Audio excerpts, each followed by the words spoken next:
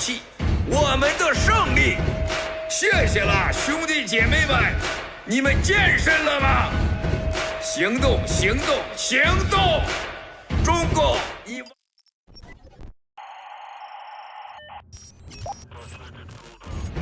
他们的恐惧是我们的武器，我们的胜利。谢谢了，兄弟姐妹们，你们健身了吗？行动，行动，行动！中共已完了。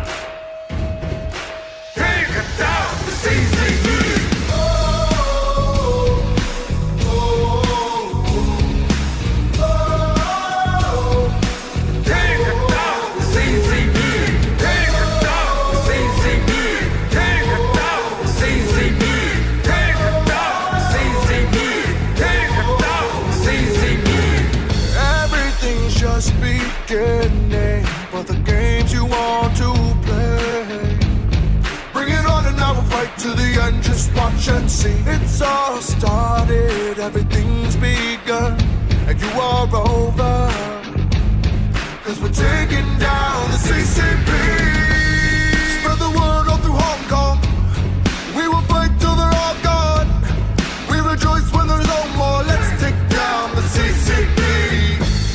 They have all lied for too long. We will end what they do wrong. Spread the word all through Hong Kong. Let's take down the CCP. Let the bullets fly a little longer, and you will surrender. Let the bullets fly a little longer. We will have freedom to live. We will win. You'll surrender. Let the bullets fly a little longer. Let the bullets fly a little longer. 中共 Let the bullets fly a little longer. 完了， Let the bullets fly a little longer. 中共已完了，干灭中国共产党这个 CCP， 才能让我们远离恐惧。Take down the CCP。 They try to scare the nation with fabrication, but we see through the lies. We won't fall, we will fight you back. Police corruption with crooked assumption. They ran our lives, but no more. We will win, we will take down the CCP. Spread the word all through Hong Kong. We will fight till they're all gone. We rejoice when there's no more. Let's take down the CCP. They have all lied for too long. We will end what they do wrong. Spread the word all through Hong Kong. Let's take down the CCP. Let the bullets fly a little longer, and you will surrender. Let the bullets fly a little longer. We will have freedom to live. We will win. You'll surrender. Let the bullets fly a little longer. Let the bullets fly a little longer. 站起来吧， Let the bullets fly a little longer. 站起来吧， Let the bullets fly a little 为 longer. 奴役的人 Let 们 the bullets fly a little longer. 行动， Let the bullets fly a little longer. 行动， Let the bullets fly a little 已 longer. 完了。 Let the bullets fly a little longer. Take down the CCP。 Bullets fly a little longer, and you will surrender. Let the bullets fly a little longer. We will have freedom to live. We will win. You'll surrender. Let the bullets fly a little longer. Take down Let the bullets fly a little longer. Take down Let the bullets fly a little longer. Take down Let the bullets fly a little longer. Take down Let the bullets fly a little longer. Take down Let the bullets fly a little longer. Take down Let the bullets fly a little longer. Take down Let the bullets fly a little longer. Take down Let the bullets fly a little longer. Take down the evil CCP。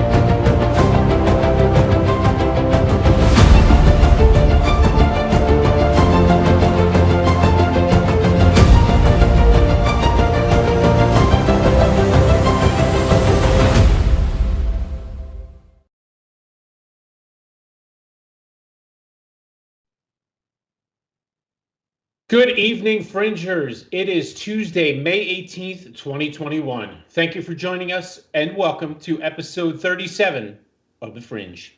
I'm your host, David Vincent Bob.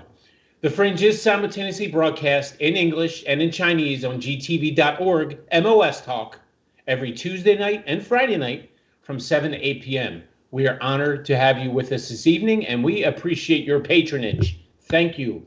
And please spread the word about our show to all of your friends and family and subscribe and follow us on gtv.org at MOS Talk.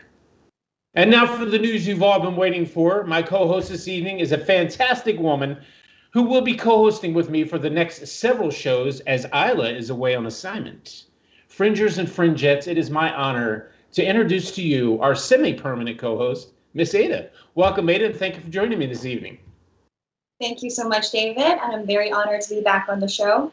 As a lot of our Fringers know, on Friday, Forrest, who plays a big role in our translation team, did an amazing job. And as per usual, we have a very packed show for you today with a lot to do with the conflict in the Middle East right now. So without further ado, let's get into it, David. Thanks so much for that, Ada. Yeah, Forrest did a fantastic job, and he can come back anytime. He knows that. And now for the breaking news. We're going to get right into it here. We've been talking the past couple episodes, I'd say probably the past 2 or 3 weeks, about the tragedy in India with COVID-19, how the cases have exploded there and they're at an apocalyptic level. But there's a glimmer of hope in India now, Ada, and that's exciting. The crisis is far from over, but we do have some good news. Let's roll that video now.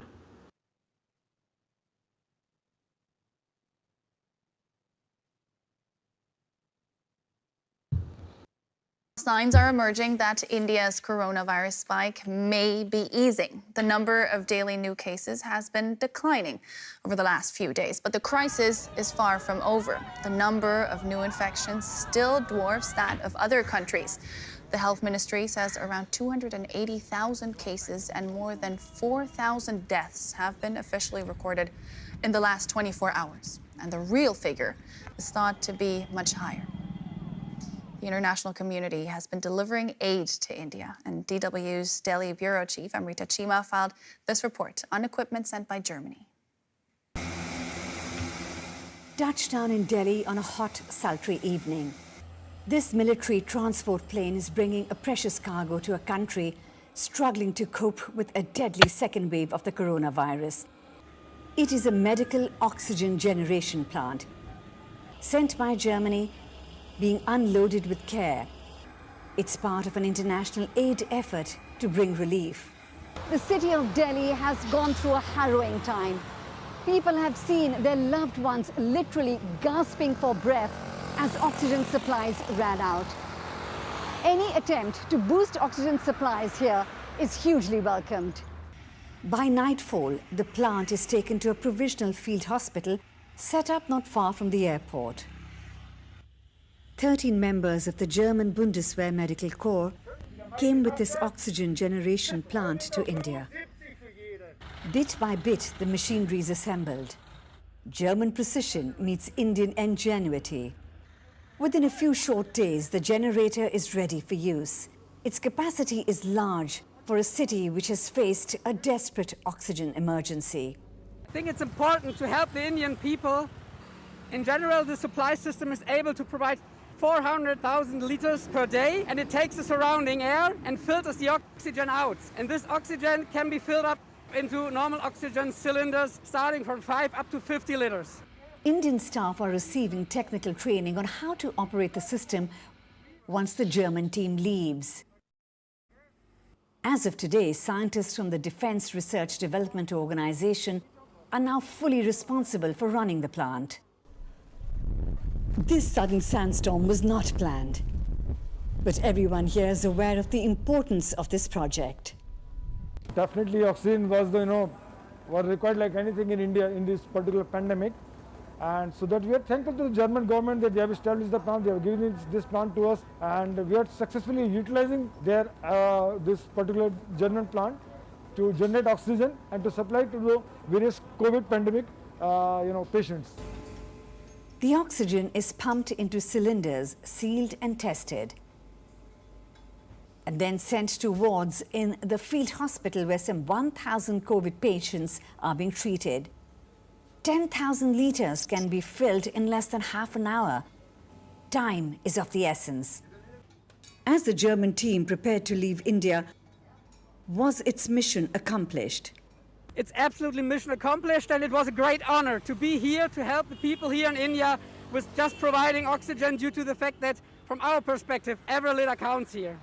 And those who faced India's heartbreaking oxygen shortage can only agree. They know every breath.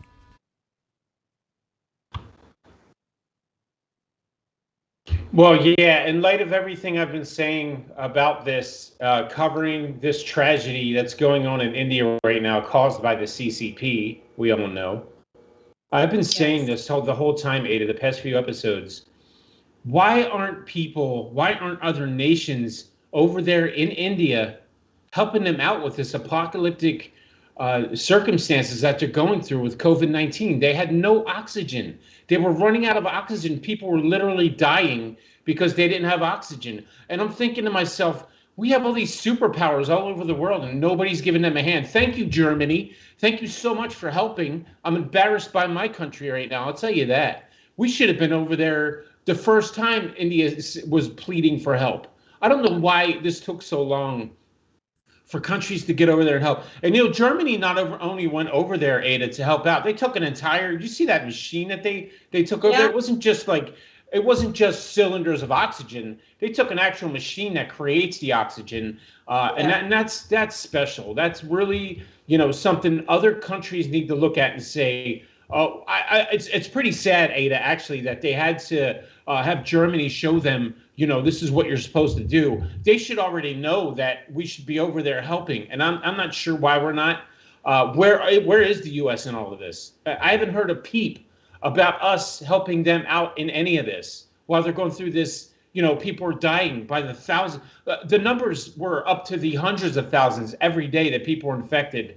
And they overtook the world record, not a record you want to have, for a number of people dying in a day. And where were we? We were nowhere to be found. And neither was the CCP. And I'm not surprised by that, because they're sitting back laughing. They wanted this to happen. But that doesn't make us look very good. It makes us look the same as China, like we don't care. And that's what upsets me the most. I've been pleading myself on this show. Well, if anyone's listening, please send some people over there. Send some equipment over to India. There's people dying at an apocalyptic level, and nobody's helping them. So we're just as guilty as the CCP, Ada, for not helping out in any way that we can, and every other country out there too that didn't lend a hand. Again, thank you, Germany. I've been saying this since we started, that the rest of the world again should have been helping India, and they haven't. If you don't help them to stop the spread, it could hit us next. And that's what this does. When you provide these people with oxygen, you're not only saving lives, you're also giving them a chance to stop the spread. We need to get vaccinations over there too. On one hand, India was not prepared as they should have been. But now that we know what's going on, why are we just letting them die? It doesn't make any sense to me at all. It's not the way you treat other people, especially us. Supposed to be the policemen of the world and the humanitarians and everything else. It's just shocking. It's very disappointing. And we could be next. If you're not over there helping India, it's going to spread over to here. You put it there. It's total irresponsibility by our government. And this isn't the end of it. I've said this before too, Ada, and we all know this. This is exactly what the CCP wants.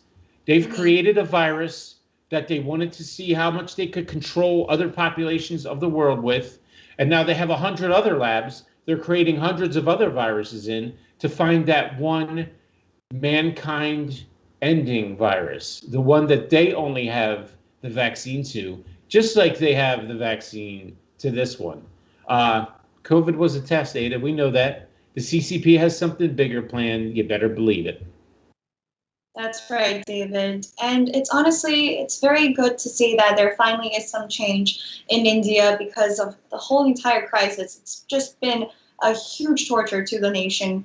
And none of the neighboring nation has ever lent out a helping hand. And obviously, we've never expected the CCP to help out with something that they created.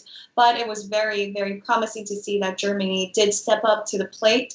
And I am surprised that the United States did not go over and extend any sort of help, because India and the United States have always been on good terms, especially both being democratic countries, and they just wanted to be on the same page.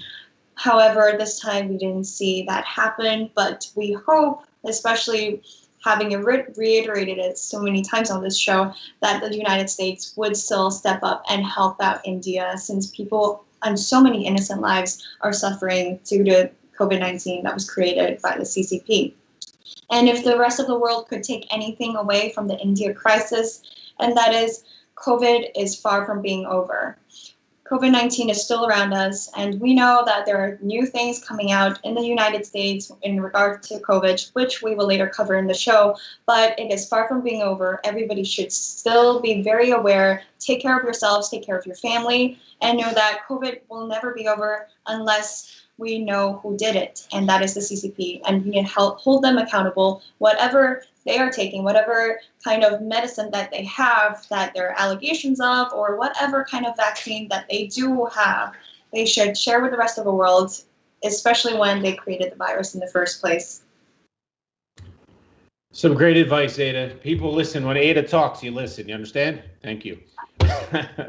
All right, so we're going to stay on this topic of the COVID virus and of COVID-19. And our next segment here is we're going to talk about Senator Ted Cruz and how he reacted to the much changing, misaligned CDC mask guidance. Let's roll that video now, please. Let's bring in Texas Republican Senator Ted Cruz right now. He joins us. Senator, you tweeted, as we pointed out a moment ago, you'll be curious to see whether President Biden now takes out the mask as a result of this latest CDC guidance. What are you thinking about the fact now that fully vaccinated people can go maskless in many, many situations? Well, my reaction to the CDC's announcement is it's about damn time that we should be following the science and not playing politics. And from the beginning of COVID, there's been far too much politics connected to it. Look, when it comes to masks, I've never understood the extreme on either side. I've never been one of those people who said never wear a mask. I would wear a mask on an airplane, when I went to a grocery store, particularly when the pandemic was raging. But once I got my vaccine, once other people were getting vaccinated, I stopped wearing masks. And I got to say, I think Joe Biden and Kamala Harris have been playing politics with COVID-19, and they've been playing politics by keeping schools shut down. The science is absolutely clear. Kids should be in school in person today. The science is unequivocal on that. But they also were playing politics on masks, that it never made any sense once you were vaccinated to wear a mask. And unfortunately, Biden and Harris and the administration kept saying, wear a mask, wear a mask, wear a mask, even if you're vaccinated. That discouraged a lot of people from getting the vaccine. So I think the message people ought to hear is get the vaccine, stop the spread of the disease. It ought to be voluntary, but you should be encouraged to get the vaccine. And one of the great virtues when you get the vaccine, you can take the damn mask off and return to regular life. That should encourage millions more people to choose to get the vaccine. We're thankful those masks helped us when we needed them. We're also, very many of us are going to be thankful for the day we can put them down, which seems to be today.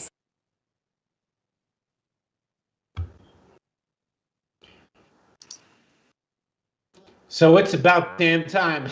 I love Ted Cruz. I love Senator Cruz. He's so great. Yeah, he's not afraid to speak his mind. That's what I love about him the most. And I had to play this video when I saw this. I like in the while we're watching it again. I've seen this probably 10 times. Fighting, getting a laugh. But the thing is, he's right. You know, he's so right about everything. He reminds me of another guy that I love to listen to, and we're going to talk about him later. And it's former Secretary of State Mike Pompeo. But it's about damn time, and that's right. And again, they've made this political, like he said. The Biden, Harris. Playing political games with the masks and mask procedures. Take them on, take them off. You should wear them even if you're vaccinated. Wear 2 masks, wear 3 masks, wear no masks.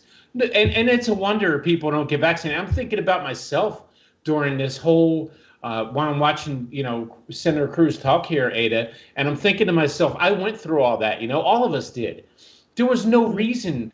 Well, that is the reason, actually. I was confused about everything and still am. So basically, in the end, you kind of have to fend for yourself, and that's the way it is. And look, and as Americans, we are very we're built that way. We're built that way that we are able to adapt to whatever situation we're thrown into. Human beings are that way, but in particular, Americans especially, when they get weird situations thrown at them and they're not sure who to believe. And now that we have mainstream media and we have big tech filling our ears with things, we're not sure who's telling the truth, who's not. We kind of just have to sit back, digest it all, take in what we believe to be the truth, and hopefully our decision that we make is one that will be life-preserving for ourselves and our families. And unfortunately, we have to do that, Ada, and that's the way I've been handling this pandemic since it started. Knock on wood, I haven't even had a head cold since this thing started. I'm taking medications that prevent me from getting sick, so I'm not going to get the shot. I'm certainly not going to get that right now. Not with these things we're hearing about. Obviously, you know me, I don't love the mainstream media. I don't listen to much of what they say. Again, you kind of just got to listen to everything, take it all in. And it's very sad, Ada, when you can't trust your government, number one, and you can't trust a doctor who's supposedly up here and supposed to have all the information. And he's the guy the whole nation's relying on to give you and your families and your loved ones and everybody that's affected by this virus the correct information so they can make up their minds and decide what's right and what's wrong. And he's also convoluted, so what he feeds to you is convoluted, so you can't even rely on him. You can't rely on anybody. And again, that's the saddest part about this whole thing. The CDC says if you have a shot, you don't need to wear a mask. Well, yeah. This is the other thing, Ada. If you have a vaccine, if you're vaccinated, why do you care if I wear a mask or not? If you're vaccinated, you're protected from the virus, right? So what does it matter if a person who's not vaccinated, and this is another issue, they're telling people that aren't vaccinated to wear masks. So yeah, I see that kind of, and again, do we need to though? Going back to the original concept of this, do you really need to wear a mask? I think so for now. We may be wearing masks for a long time. I think as long as I'm taking the medication I'm taking and wearing a mask, I'll be fine. I have been this whole time. Again, there's so much involved with this, and it's so mind-boggling. And even me talking about it, I'm like trying to think of a way to share this with our fringers out there to ease their minds about whether or not they should get the shot. Should you wear a mask? And I'm not here to give any solid answers either. Like I said, I just kind of sit back, take it all in, and then make my decision. And again, unfortunately, Ada, it is very unfortunate. You can't trust the CDC, the government, Dr. Fauci. You can't even trust the vaccines. And like they said, 200 million people have not been vaccinated because of distrust in the vaccines themselves. A lot of situations where we've seen things on the news about blood clotting. You have to get 2 shots. I get emails from people and I see messages from people that get sick and think they're going to die from this. Eric Clapton posted something on his Twitter and he said he wished he would have been better prepared. He almost died after he got the shot, but he did go through with the second one after that anyway because he had to. But he was very, very concerned with his life. And you shouldn't have to feel that way when you get this shot. It's supposed to protect you from that. Yeah, you should have some side effects, but again, when you feel like you're going to die, there's something wrong there. And I honestly think, I don't know, I scripted this out and yeah, I'm going to say it. I don't think we need the vaccine, just like we don't need the flu vaccine. Yeah, I'm going to say what I think, Ada. I don't think we need the vaccine. I don't think I need the vaccine. Let me put it that way. I haven't had a flu shot in 7 years. And you know what, Ada? You know what's funny about that? I haven't had the flu in the 7 years that I haven't had the shot. But all those years before, when I got flu shots, I had the flu more often than not. So using my own power of deduction, I figured out I think the flu shot is what's getting me sick. I don't know. It was just some kind of thing. And because I stopped getting the flu shot, that played into my decision of not getting this shot. Even though this is a very serious virus, people are surviving it. It's not like when you get it, you die. That's it. Your life is over. There's been hundreds of thousands of stories of people getting the virus and recovering from it. And of course, then the mainstream media fills your head with, well, just because you had it, well, one side is saying that you're protected from it. The other side is saying that you aren't. You still need to get a flu shot. Now they're talking about, Biden's making comments about people that don't get this shot are going to be sorry. Don't threaten me. You know what I'm saying? You cannot force anybody to do anything that they are medically unwilling to do, period. That is against the law of humanity. You cannot do that. So there's a lot of uproar about that too, Ada. We'll talk about that sometime in the future, I'm sure. I'm not sure we're covering that too much in the episode, but it was something Biden talked about a couple days ago. Right. Again, people, plenty of people have recovered from this or have had a touch of it. And then Harris, there she goes, blabbing off again. Get vaccinated or wear a mask until you do. That is so fascist. I don't even know how else to define fascism but that. It is your choice whether or not you wear a mask. You can't tell me to wear a mask or not wear a mask based on whether or not I'm vaccinated. That's my choice. These are all health choices that the government can't make for you. First of all, nobody's going to listen to this worthless vice president, as far as I'm concerned. And secondly, if you are vaccinated, why are you concerned about whether or not I'm wearing a mask? If you're vaccinated, you won't get it, right? Or is that not what's happening now? Because they are saying if you're vaccinated, you need to wear a mask. So go ahead, Ava, you figure it all out. Mask debate has been going on for way too long, since long before when COVID just started to happen. And that was when the CDC should have enforced people to wear a mask, because so many innocent lives were lost because we acted so slowly, especially when it comes to protecting oneself with masks. And with the new strains and new strands of the COVID-19, it's honestly becoming more and more difficult to prevent from it. And especially even countries that were doing so well before, like Taiwan, has seen outbreaks of COVID-19, and that was because of the UK strand that entered Taiwan. And that strand is just so much stronger, shows up after a day since exposure, and normally it comes from people who aren't wearing masks, and that's how you get it. And with this right now, especially wearing the masks, I think personally, at least, I will keep on wearing masks even if people around me are vaccinated, but it's just a way of protecting yourself. And since COVID is still such a new virus and we're learning new things about it every single day, it's better to be safe than sorry. And with vaccinations, we all know that President Biden also said you're allowed to take off your masks after 2 weeks of getting the second dose of your vaccine, because that's when it's supposed to kick in, not after, because a lot of people tend to lose their mask immediately after their second dose. But technically, they should still keep it on for 2 more weeks. That's when you're immune from it, or you're supposed to be more protected. However, all the about the coronavirus or the CCP,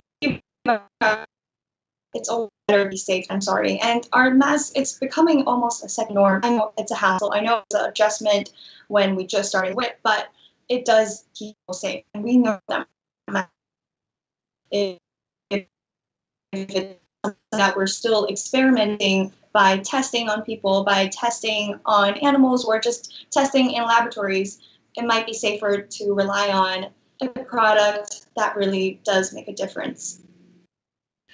Yeah, I just got to kind of go back to my original thought, and it's the simplest way. Just rely. You can't rely on anybody else. You just got to use common sense with this. I had a friend of mine tell me his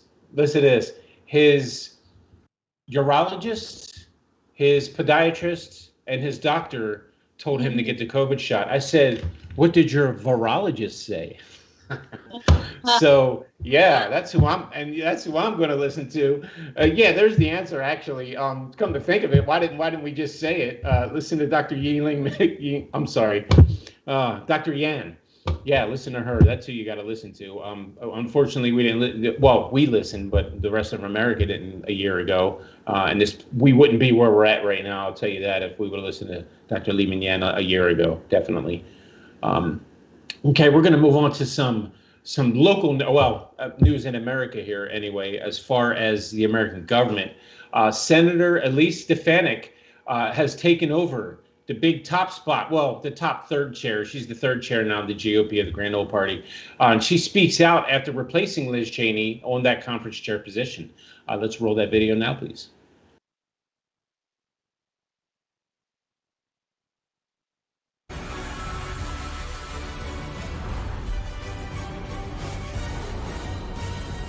Well, there's been a change in leadership for the Republican Party in the House as New York Congresswoman Elise Stefanik has become the new GOP conference chair. She's number 3 in leadership. Congresswoman Stefanik is now the third-ranking Republican in the House of Representatives, and she joins us now. Good morning to you. Good to be with you, Fox and Friends. Congratulations. It wasn't too long ago when I was on the Hill with you and you gave me the tour. You showed us around your office and we aired it here on Fox and Friends. You have really just gone up in the ranks very quickly. Congratulations. What's the future of the Republican Party? Well, it's very important. Voters should know across America, Republicans are united in exposing the far-left radical agenda of President Joe Biden and Speaker Nancy Pelosi. And voters want to hear the issues that matter to them. So right now we have an economic crisis, we have an energy crisis, we have a border crisis, and a national security crisis. So Republicans are unified, and we needed to make a change to make sure the American people are hearing issues that matter to their everyday lives. So a couple of things, Congresswoman, it's been pointed out that too maybe you're late to the Trump school of thought. In the beginning, representing a moderate district, you didn't vote for the wall and you didn't vote for the tax cut. What changed? Well, first of all, I supported President Trump in 2016 when he was on the ballot. And if you look at the campaign ads that Democrats ran against me, I was the only elected Republican woman from the entire Northeast that voted for President Trump. So I've supported him from the beginning. I support funding for the wall. I represent Border Patrol agents in my district who are being sent to the southern border.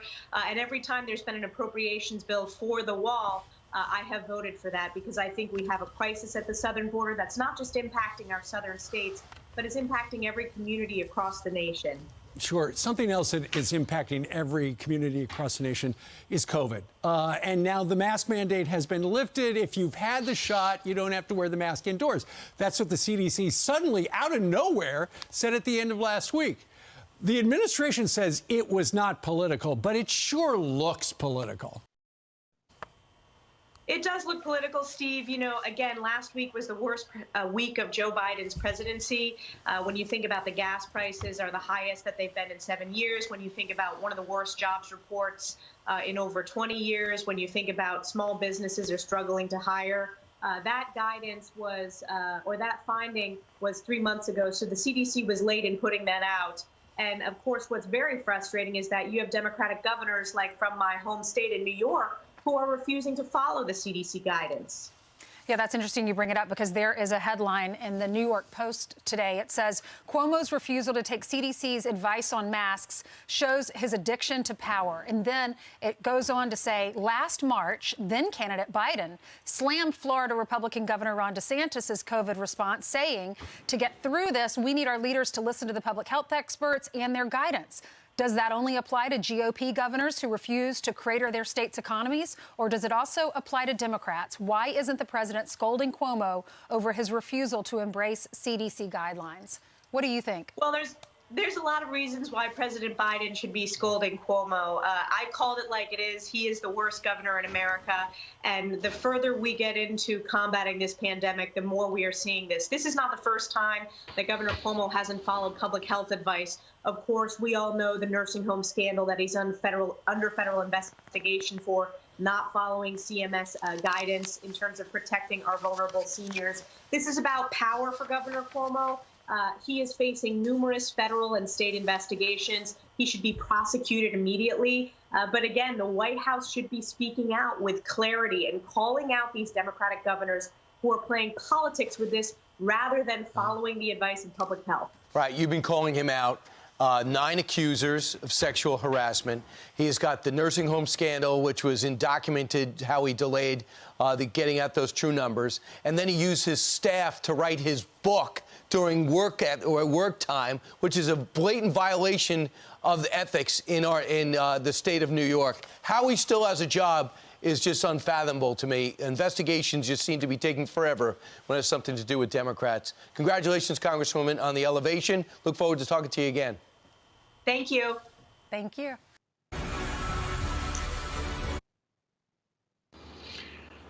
Well, just listening to that, Ada, I guess you can see why they wanted Stefanik in there and Cheney out of there, because Cheney is nothing but a rhino. For the fringers out there that don't know what a rhino is, R-I-N-O, it's Republican in name only.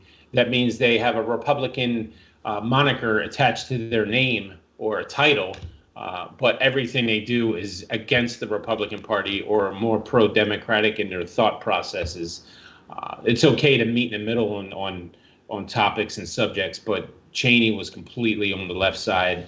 And it all started with Trump, and that's when the beginning of the end happened. He had way too many supporters in not only our nation, but in the government. So it was a very easy decision for them to make.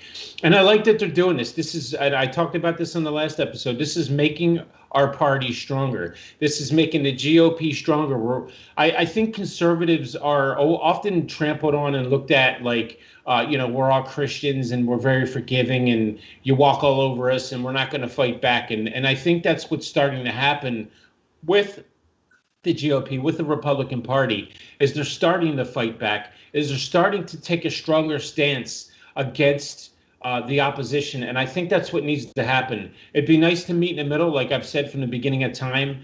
Unfortunately, that doesn't happen much in our government, and we need more of it. We need a lot more bipartisan decisions made in our government, but for right now, that's not happening.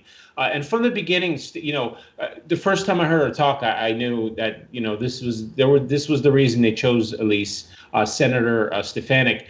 She talked right away about how many crises we have going on in this nation right now, Ada.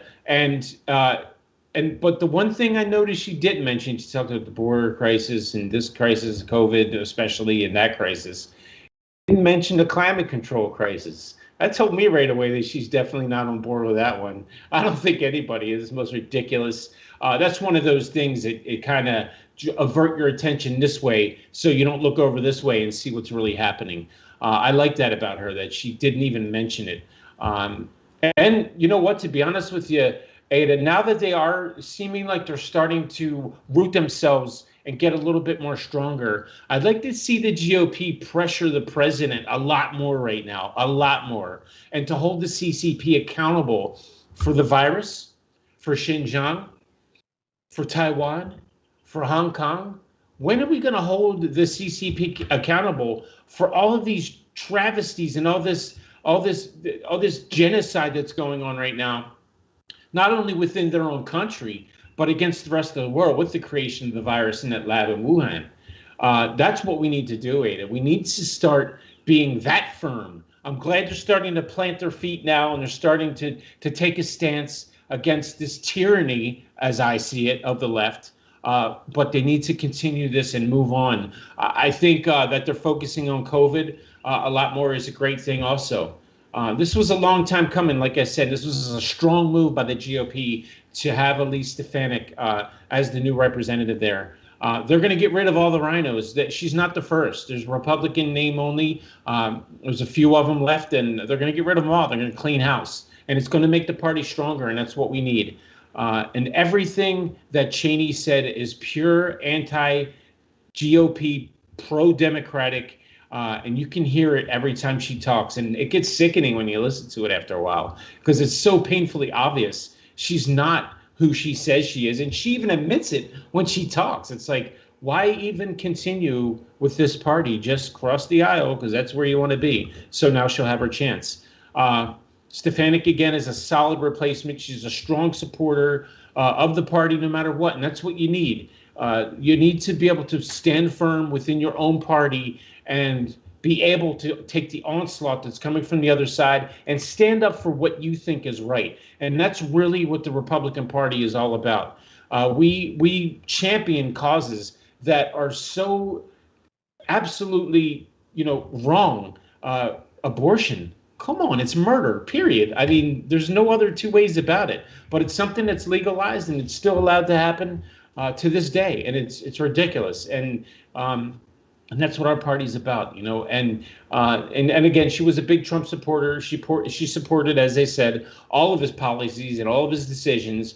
And again, Cheney continues to poison the party. Even after she's out now, she says her goal is to strengthen this party, and she'll do everything she can to do that. But what she's doing is the opposite of that, Ada. She's destroying this party by her rhetoric, her anti-Trump rhetoric, which ends up being anti-Republican rhetoric. Because whether or not she likes it, Donald Trump is still the face of this party, Ada. Over to you. Well, Stefanik is definitely a very strong female figure who is a Republican, that's for sure, because I know that there's a lot of talk on how there's no strong female figure when it comes to being in the Republican Party. And when it comes to the Democrats, we have Kamala Harris, who is vice president now. And that is, everybody applauds her a lot over that. However, when it comes to Stefanik, she has a very solid stance, like you said, David, and that is very promising to see because there's no gray area here. It's black and white. It's very visible. And she definitely does call out all of the Democratic governors who are not doing their job, like Governor Cuomo, and how he has been ignoring health regulations. When it comes to health regulations and governors, it's very difficult to avoid the whole situation being politicized. And that's because they also want to stay in office, they want to stay in power, and they just want to be liked. And Governor Cuomo, especially during COVID-19, has been very strong to make sure that everyone likes him the most. However, that's really caused New York to suffer as a state. And from that, it's already worth investigating all of the things that he's done in the past. Let's not forget how he moved a lot of people into old folks' house and caused infections for older people who are weaker in their immune system and caused so many deaths that way. So all of these things, including all of the sex scandals, are to be investigated. And like Stefanik said, it should be investigated faster and further quickly. So when it comes to being competent in your job, Stefanik definitely points out these things. She seems very strong, seems very firm, and it seems promising of the things that she will be voicing out in the future. As a Republican, especially right now, it's very important to have people who are not only level-headed, but very firm in their stance and very reasonable, as well as being very logistic, fact-based is an important thing too right now. David? Yeah, they dug into a lot there. We could talk about those things for days, and they've actually brought up a couple really good things that we should probably talk about in future episodes. But something that I picked out from what you were saying there is like the age of these people and their term limits, and we have no term limit in Congress, and there's no age limits, and that's one thing that they always try to revisit every year. But of course they don't. And look at us now. We have a president who's 185 years old. Well, he said that one time. I believe he said he's been in office now for, well, he hasn't been in office, but he's been part of our government now for 185 years. He actually said that. And he has. It seems like that anyway. There needs to be term limits and age limits in Congress. No doubt about it.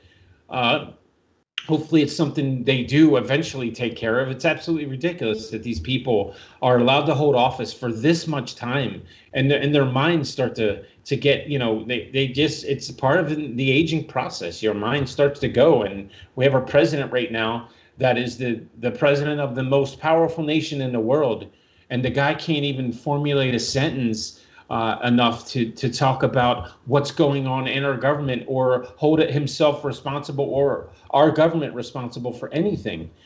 It's amazing that this man is even in office. And that's a very good point, Ada. And that's something, it's kind of one of them side note things that we should definitely talk about in the future.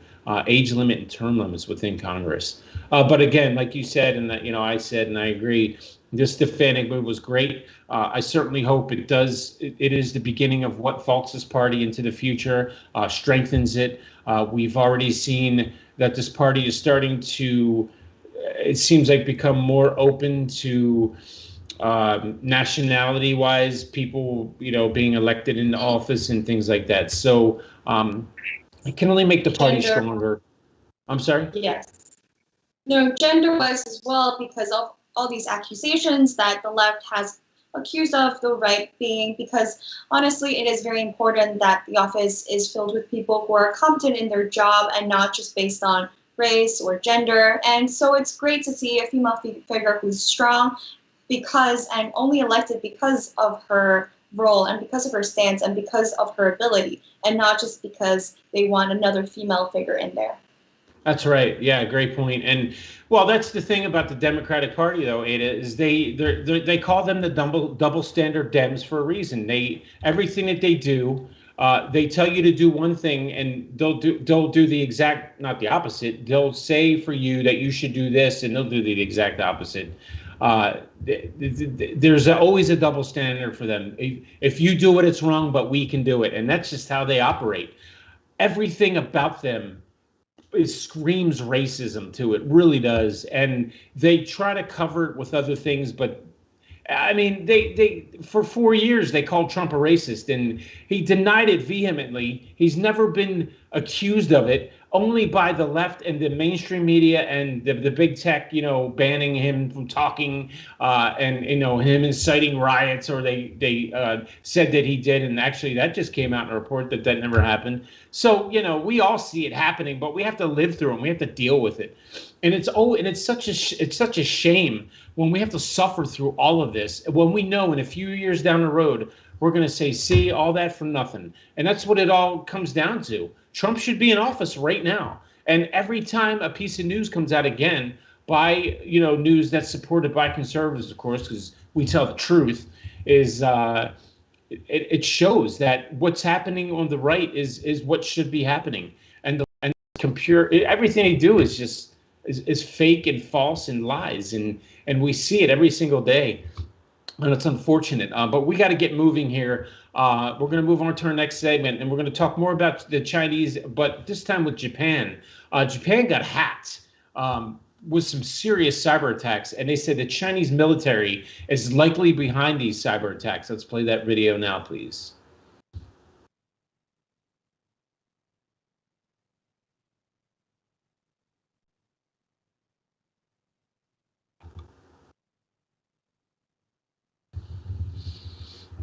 Back in 2016 and 2017. According to Tokyo police, the suspect used a fake ID to register a web server in Japan for cyber attacks against JAXA. The police say that they have evidence, including testimonies of the suspects and other parties involved. China has vehemently denied Japan's allegations. The Chinese Foreign Ministry spokesperson Wang Wenbin said that China strongly objects to other countries and agencies slandering it using allegations of cyber attacks. Tracking and identifying the source of cyber attacks is a complex and challenging task, especially when nations are involved. Cyber attribution is not a formal criminal procedure, but it lets a government demonstrate its cybersecurity prowess without disclosing sensitive information about the investigation. Cyber attribution can be used to name and shame in the hope of deterring future cyber attacks, or to lay the legal groundwork for sanctions against alleged perpetrators. Meanwhile, Tokyo Metropolitan Police are still looking into the case as the government tries to uncover more evidence that supports its claim that Japanese assets were targeted.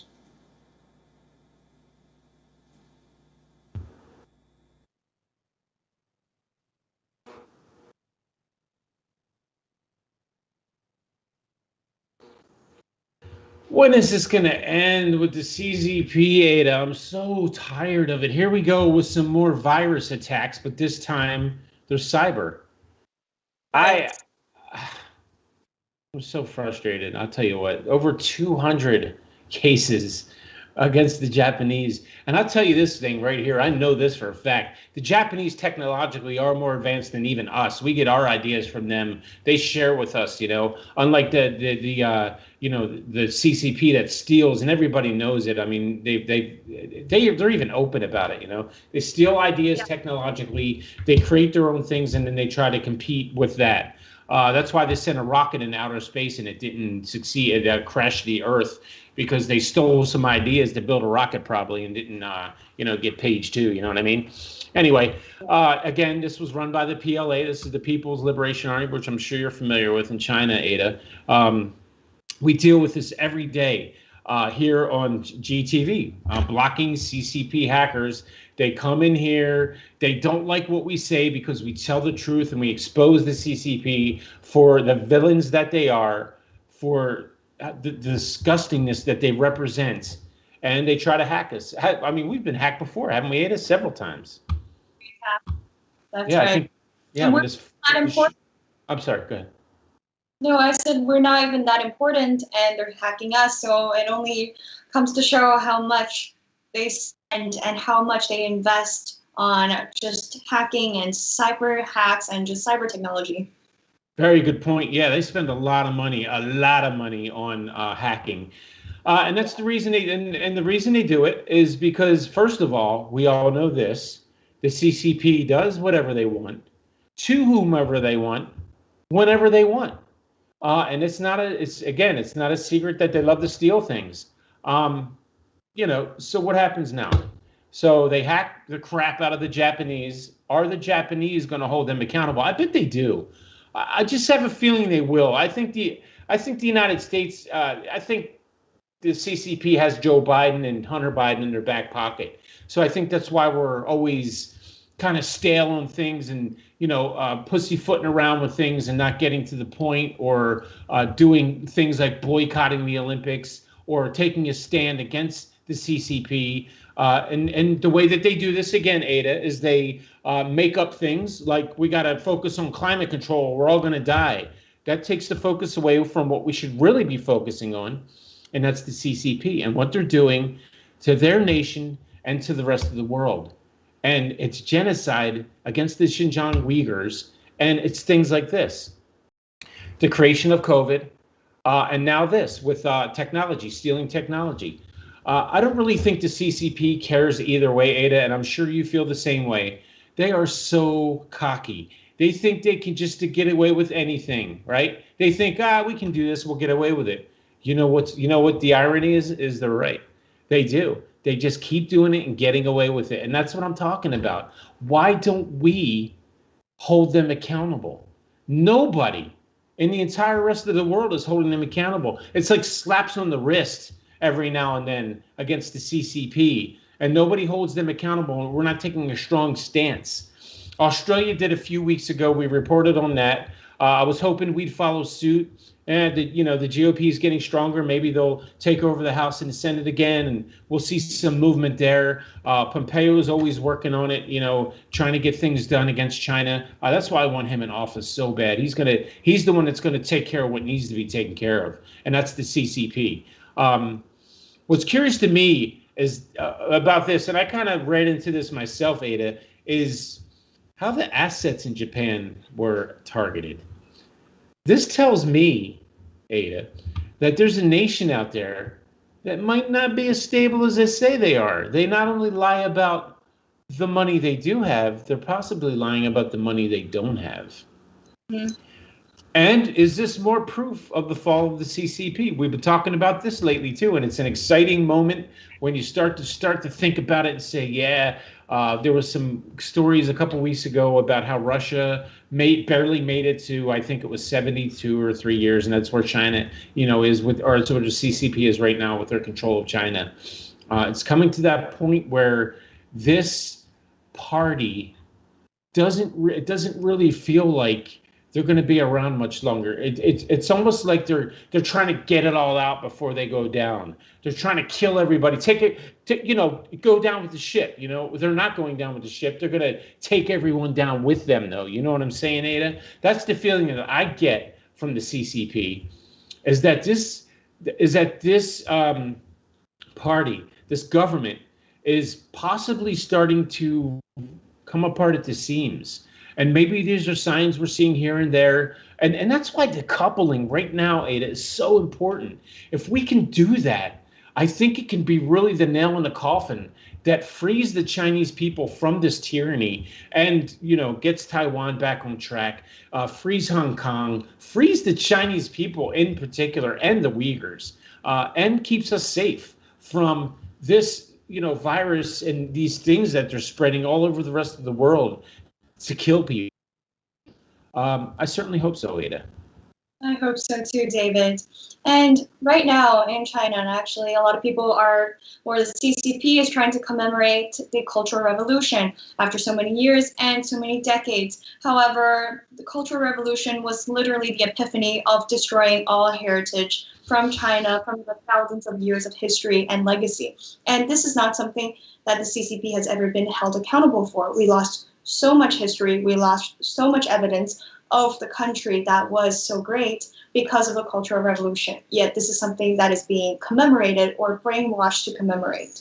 And that is something that the CCP definitely does best, which is brainwashing its people. Because of their kind of disconfidence in themselves, they're trying to blind the people of whatever power they think they have on the rest of the world.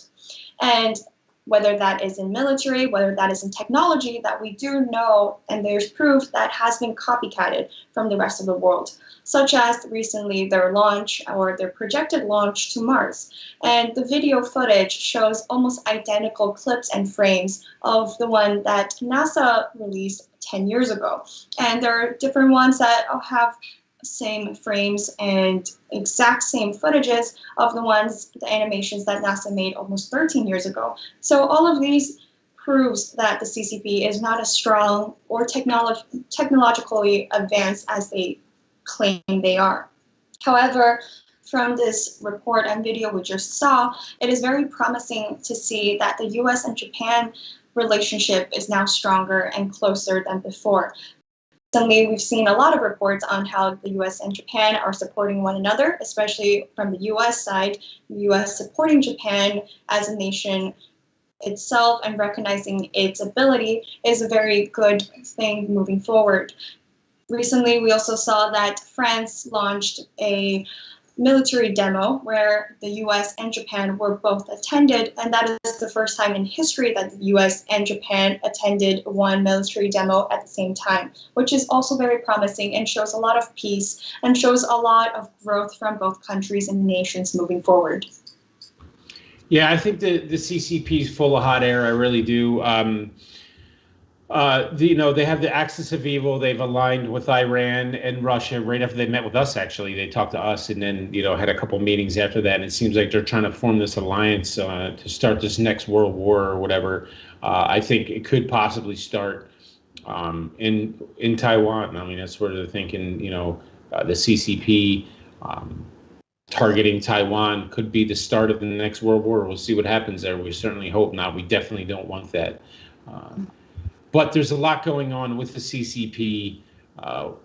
That's the thing about them. They're so deceptive sometimes, Ada. You really don't know what exactly is going on because they never tell you the truth. They're always hiding what's really happening. I mean, look at they do it within their own country. Their own people can't even access the internet without getting or find out what's going on outside of China without having a VPN.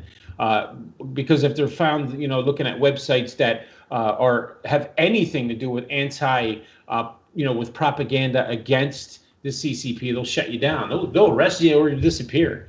So it's very dangerous to live there.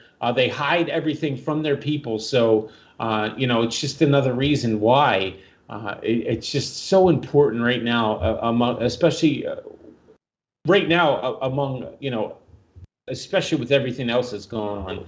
Now's the time.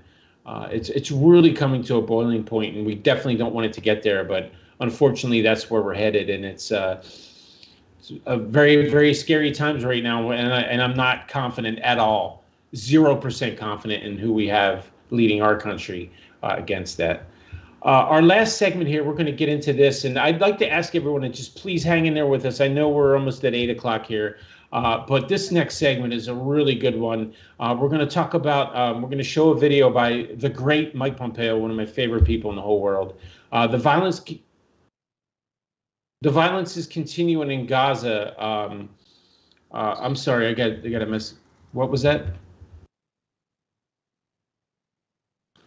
The violence is continuing in Gaza, and COVID as a weapon. And former Secretary of State Mike Pompeo talks about both of these things. So we're going to roll that video now for you. Thank you.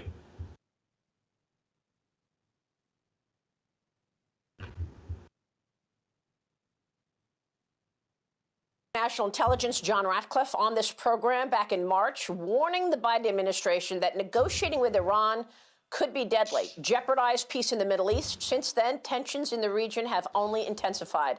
Israel ramping up airstrikes in Gaza in response to Hamas firing on Jerusalem and Tel Aviv on Monday. Joining me right now is the former Secretary of State, Mike Pompeo, who helped broker the deals between Israel and 4 Arab countries under the Trump administration, known as the Abraham Accords. Secretary, thanks very much for all of your work. Good morning to you. It is good to see you this morning. Good morning, Maria. It's great to be with you this morning. So before we dive into the crisis in the Middle East, you heard John Ratcliffe predicting what's happening. I want to get your thoughts on what you just heard from Devin Nunes about the origins of COVID-19.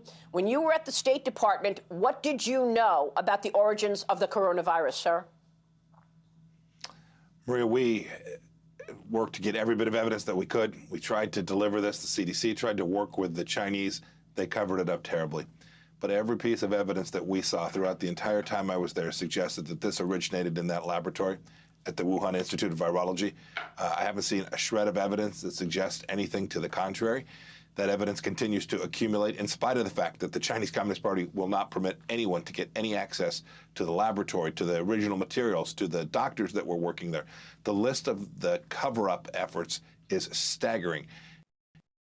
Of the circumstantial evidence that we have combined with the intense effort to deny us information about that lab suggests to me strongly that this was where it originated. And Maria, as I think Devin said, the risk that something like this happens again from that laboratory or another Chinese laboratory is very real. They are operating and conducting activities that are inconsistent with their capacity to secure those facilities. And the risk of bioweapons and bioterror emanating from this region is very real. Unbelievable. And I know that you worked with Devin Nunes all the way when you were a congressman from Kansas, before you were the CIA director, before you were the Secretary of State. All right, real quick, one other question on this, then I want to move on. We've got a lot to talk to you about. We discussed a story on this program last weekend about a story broken by an Australian journalist, Shari Marxian. She said that the U.S. State Department obtained documents in May of 2020 revealing that Chinese military scientists discussed the weaponization of SARS coronavirus 5 years before the pandemic showed up. What can you tell us? Well, I can't say much about those particular documents, but you'll recall back in January of 2021, we released a set of now declassified information pieces that talked about the fact that we believe there were doctors that came down with the symptoms from the virus back in 2019. Deep knowledge that the Chinese Communist Party had about human-human transition long before they admitted it to the WHO or to the world. There is increasing evidence that the Chinese Communist Party acted at least with reckless negligence and perhaps even worse. I mean, should President Trump and the State Department been notified if they were lifting the pause on this gain of research funding in December of 2017? Absolutely. I don't know when that happened. I don't know whose decision it was. I hope Congressman Nunes and the members of Congress who are working on this diligently to protect and secure Americans from this kind of virus happening again. I hope we can get to the bottom of it. I'm confident that when we learn what happened here, we will find that there were mistakes on our side as well. I regret that. Okay, let me move on to the Middle East because you brokered these incredible deals. You actually presented peace in the Middle East to the Biden administration. Now we're seeing rockets firing at Israel every day. President Trump made the Middle East safer by isolating Iran. Your thoughts on the policies that the Biden administration are taking to try to get the U.S. back into the Iran deal? Are the Abraham Accords now in jeopardy? I think the Abraham Accords will survive because it was good for the people of the United Arab Emirates, of Bahrain, and of Israel. I think those leaders will ensure that these accords survive. But every single step that the Biden administration has taken to date puts them at greater risk and puts those friends and allies and partners of ours in the Middle East at greater risk. There is, Maria, a direct line. There is a direct line between appeasement and war. We worked for 4 years to create peace and stability in the Middle East. And we made clear to the Palestinian Authority, we're not going to underwrite you. We're not going to send American taxpayer money to the Palestinians while you're still committed to wiping Israel off the face of the earth. This administration came in and immediately began underwriting the Palestinians again. They handed billions of dollars over to the Iranians in terms of absence of enforcement of sanctions. The Iranians are underwriting the very terrorists who are firing rockets into Jerusalem and Tel Aviv today. This is crazy. This is bad for our friend and partner Israel. It's bad for the broader Middle East, and it puts American lives at risk.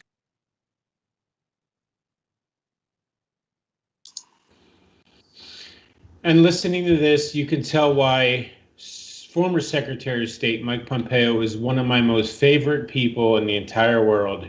He is so brilliant, and he's so in touch with everything that's going on. If you want to hear what's really happening in words that you can easily understand and truthfully heard, listen to former Secretary of State Mike Pompeo when he talks about especially foreign policy with China and with the Middle East.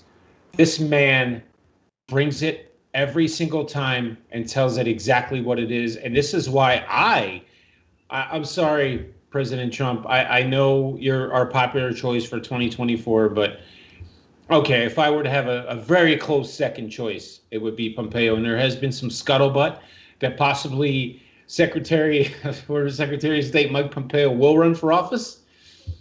I'd vote for him in a second, because I honestly think he has the mind and the tenacity to run this country the way it's supposed to be run. I think if he was in office, the CCP would definitely, we wouldn't be wondering if they're on their way out. They'd be on their way down, and we would most definitely be decoupling from them. And number one, we would most definitely be holding them accountable for everything they've done. That's the coronavirus, the Xinjiang, the Uyghurs, Hong Kong, Taiwan, whatever they've done, they'd be held accountable by Mike Pompeo. I'll tell you that right now. And he's the number one supporter of the Uyghurs, and he talks about it all the time. And I love him for that too. He's a humanitarian, and you got to have that in a president. And we don't have that with the one we have now. Okay, so anyway, enough of my pipe dream of wanting to have Mike Pompeo as our president. Hopefully that'll happen someday. But again, he says that every piece of evidence shows that COVID-19 was created in that lab in Wuhan, the WIV, the Wuhan Institute of Virology, and not a shred of evidence saying that it didn't. So, and of course, we know this. We know we've been through the ringer before with this. Nobody had access to the lab. Once they did, they had time to cover it up. The CDC gave them 3 months to prepare the lab before they arrived, and had wine and cheese and joked and smoked and joked about everything. So right there, the cover-up, the list of cover-ups efforts is staggering, as Mr. Pompeo said, and the proof is in the pudding. And again, as Secretary Pompeo has said, as we've been saying, as I say, the risk is very real that this will happen again. Bioweapons, bioterror from this region, and we've known this for a long time, Ada. They discussed the weaponization 5 years before it showed up. Actually, we talked about this in our last show too. He wasn't familiar with the paper, but he was familiar with the story. And again, I want to show the book. This is the book that came out of that paper. It's translated from the People's Liberation Army documents, and it's called Unrestricted Warfare. There it is right there. If you get a chance, read it. You want to find out what the CCP is up to? Read this book right here, and this is what he's talking about. But that's the book that was made out of the paper that Mr. Pompeo was referring to. So again, the man is 100% in touch. He knows what's going on. He could literally sit in my chair and say exactly what I'm saying right now, because I've been saying the same thing for the past year, or as long as I've been a whistleblower and been part of the new federal state of China. He is 100%, besides a supporter of us, and he would be. Mr. Steve Bannon, he is so in tune with everything that's going on, and I get so much from him when I hear him talking. And it really, him saying what he says, he's one of those people that really verifies and solidifies what I'm saying, and makes it, it gives it validity, and that's what you want. And again, Israel, now moving on to the Middle East, we have so much to unpack here with this. Israel is our closest ally in the Middle East.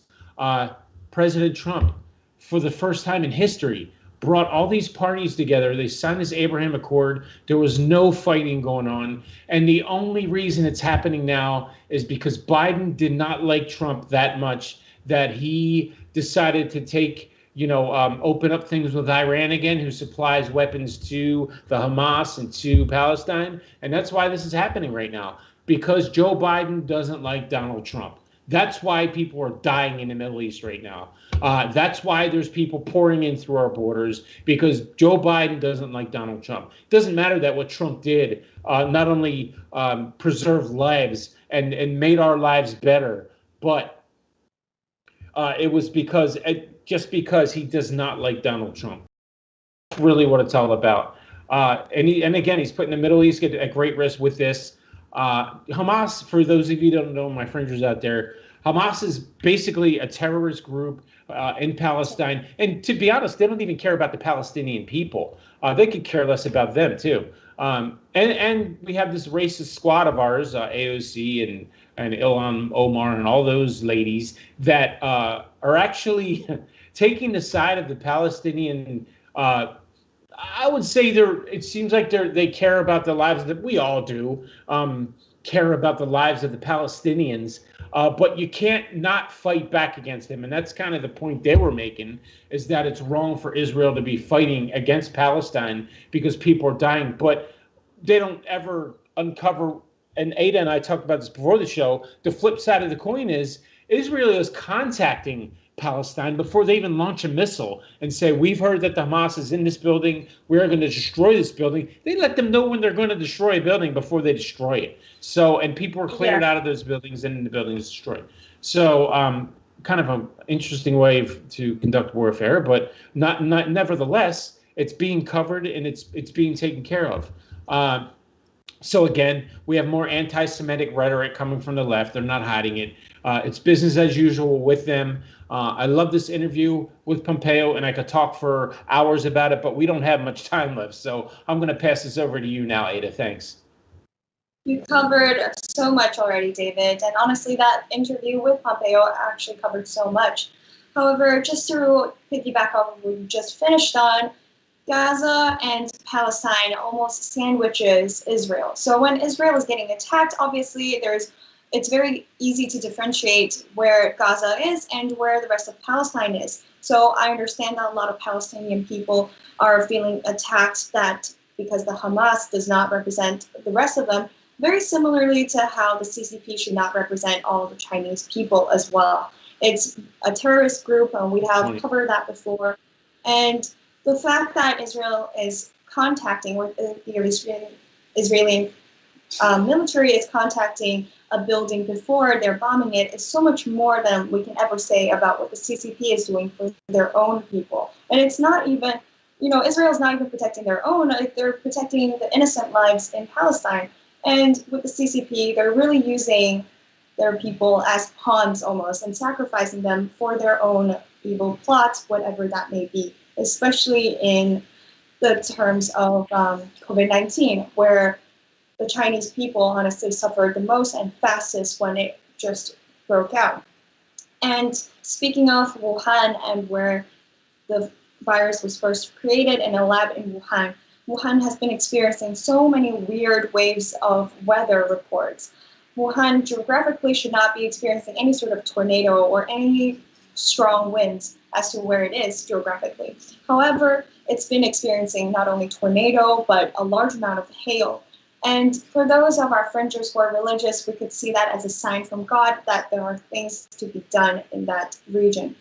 And that is why it's very, very important for us to focus on the matters at hand. And that is, first of all, separating the CCP, the Chinese Communist Party, from the Chinese people who are innocent. Those lives are innocent that are lost, as well as holding the CCP accountable for something they have created. From just the weather, it might be a sign, a very early sign that we should be focusing on something that has happened there. For those that have lost their lives due to something that are still not being exposed yet. So accountability is so important right now, as well as decoupling, which we have mentioned numerous times over and over again. So before anything worse happens, like the countries that have already experienced COVID-19 and are getting hit by a second wave, we should quickly hold the CCP accountable before they do anything worse. Yeah, that's the problem. They're not being held accountable, and we can talk about it till we're blue in the face. And obviously, if we were in office, Ada, we'd hold them accountable, right? I would. I mean, why not? You got to. They got to be held accountable. It's it. They're gonna keep doing what they're doing unless you hold them accountable for what they're doing. And it's that simple. And it's so simple that it frustrates me that we are not taking care of this the way it should be taken care of. Can we wait? What is it, 2023 more years until, we have another Republican back in office? I don't know that we can make it that long. I said that in the last episode. We have till next year, till we have the primaries again, and hopefully we'll take back over the House and the Senate. Right now it's controlled by the Democrats. It doesn't seem to be making much of an effect on anything, except for the fact that the way the government is being run right now is just completely socialist, to the left as it can be. And they're not focusing in our government on what should be focused on. All of these, they're still joking around about the border. Kamala Harris laughed about it last month when she was asked, and she still hasn't been there. Our vice president still hasn't been to the border, Ada. She's going to fly over it, I think, at one point to go somewhere else and talk about what the problems are, why people are coming here. But that's not the problem. I think the border has it has come down a little bit over there, down there, but it should have never happened. There's still a lot going on there. There's more people that have broken through just in the first month that Biden's been in office in history. More people, illegal aliens, are coming into this country, and we know the end game to that. The reason why they're doing it is because basically it's votes for Democrats. That's why they're doing this. And that's why everything is always politically enhanced. That's why they do that with this. That's why they're doing it with the COVID-19. They do all of this because it's all to them. They don't care about us. They care about votes. And if they can give you free money, you'll vote for them, or they think you will. If they can promise you this or that, you'll vote for them. If they let you into the country illegally, come on in, you'll vote for them. That's what it all comes down to. And that's why it's so dangerous right now, because we're not focusing on the number one thing that needs to be focused on, and that's the Chinese Communist Party. Their end game is to destroy all of us, Ada, and if we don't take care of that now, soon, we will be destroyed by them. That's right, David. And I think that is a great note to end on our today's show, because it was a very, very packed show with so much to cover. And we will continue to be bringing you the latest of the latest here on The Fringe. That's right. I want to thank you all for joining us tonight. And I thank Ada for stepping in for Isla. And again, Ada will be with us for the next few episodes into June. As Isla is away on assignment. And this Friday, I'm not sure who my co-host will be. Maybe we'll get Forrest back in, hopefully. We'll see. We'll look around and see if we can find someone that'll be with willing to spend an hour and 15 minutes or 20 minutes with me, whatever it is. But thanks again, Ada. I really appreciate it. And we will be seeing Ada for the rest of the month and next month also into June, except this Friday. So I want to thank you all for joining us here on The Fringe. We do appreciate your patronage. Again, The Fringe is on every Tuesday and Friday night from 7 to 8 p.m. on gtv.org MOS Talk. Thank you all again. We'll see you Friday night at 7 o'clock. God bless you and your families. Have a great evening. Good night.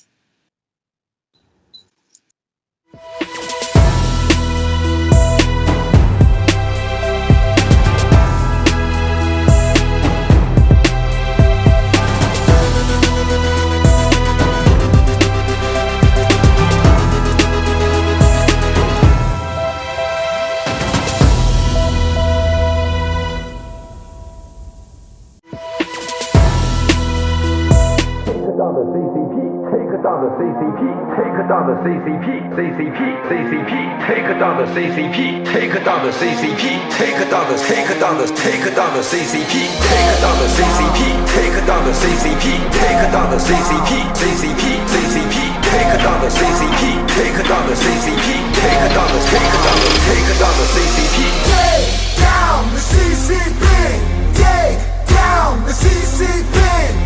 Follow me and I'ma set us free. Take down the CCP.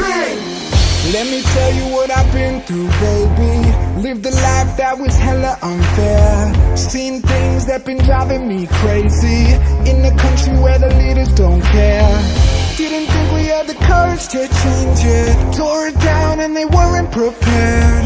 Everything that they kept us from saying, now we talking and they better be scared. Take from us. Tell us what and who to love. Swear I finally had enough. It's time to rise above. Take down the CCP. Take down the CCP.